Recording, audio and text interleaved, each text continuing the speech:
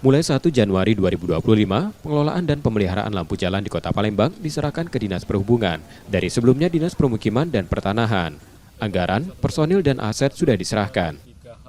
Ya, kita masih menyesuaikan apa yang ada di Perkimtan itu akan kita lakukan, dan tentunya kami juga akan mendata ulang terkait masalah lampu jalan yang ada di Kota Palembang secara keseluruhan. Ya, kami sekarang sudah mendata. Jadi nanti kami akan targetkan berapa persen nanti. Pokoknya kita berupaya bagaimana lampu jalan ini bisa terang benderang di Kota Palembang. Saat ini Dishub sudah mendata permasalahan lampu jalan.